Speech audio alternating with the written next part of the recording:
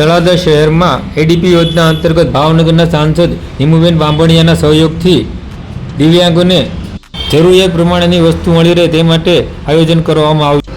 આજ રોજ તારીખ 13/12/2024ના રોજ સામૂહિક આરોગ્ય કેન્દ્ર તળાજા ખાતે આ કાર્યક્રમનું આયોજન કરવામાં આવ્યું હતું, જેમાં તળાજા તાલુકાના દિવ્યાંગોએ મોટી સંખ્યામાં લાભ લીધો હતો અને તળાજા શહેર અને તાલુકાના પદાધિકારીઓ મોટી સંખ્યામાં ઉપસ્થિત રહ્યા હતા.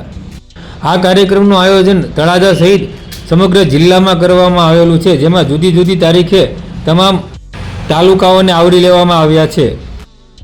આ કાર્યક્રમને લઈને સમાજ સુરક્ષા અધિકારી શ્રી ભગીરથસિંહજીએ જણાવ્યું હતું કે હાલ આ કાર્યક્રમમાં દિવ્યાંગોને કઈ વસ્તુની જરૂરિયાત છે અને તેનું માપ, સાઇઝ અને તેનું નિદાન કરવામાં આવશે અને ત્યારબાદ આ તમામ વસ્તુઓ જે દિવ્યાંગોને જરૂરિયાત મુજબની હશે તે બનવા જશે અને બનીને આવ્યા પછી પણ આ દિવ્યાંગોને વસ્તુ જે જરૂરિયાત મુજબની છે તે વિતરણનો કાર્યક્રમ પણ કરવામાં આવશે.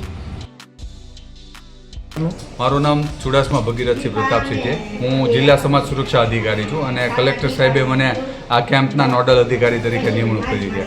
અમારું કામ દિવ્યાંગોને લગતી જે બધી સહાયો છે એને આપવાનું હોય છે. એમાં ખાસ કરીને આજનો જે આ કાર્યક્રમ છે એડીપી યોજના અંતર્ગત અને માનનીય જે આપણા સાંસદશ્રી છે નીમુબેન બાંભણીયા એમના અથાગ પ્રયત્નોથી આપણા જિલ્લામાં આ એડીપ કેમ્પનું આયોજન કરવામાં આવ્યું છે. આ કેમ્પની અંદર મુખ્યત્વે દિવ્યાંગોને જે સાધન સહાય મળી રહે, એમને જે રોજિંદા ઉપયોગ માટે જે કોઈ સાધનો છે એ મળી રહે એના માટેના પ્રયત્નો છે.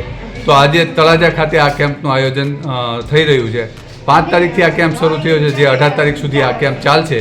એમાં આજે આ તળાજામાં અત્યાર સુધીમાં 130 લોકોનું રજિસ્ટ્રેશન થઈ ગયું છે અને લગભગ 300 જેટલા લાભાર્થીઓ અહીંયા નોંધાશે એવું લાગે છે, કારણ કે બહોળી સંખ્યામાં લાભાર્થીઓ અહીંયા લાભ લઈ રહ્યા છે.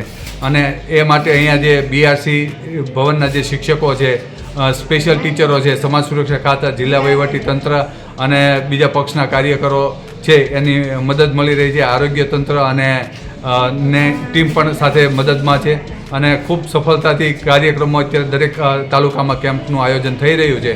એટલે વહીવટી તંત્ર તરફથી જે કોઈનો સહકાર મળી રહ્યો છે એ તમામનો હું આભાર માનું છું.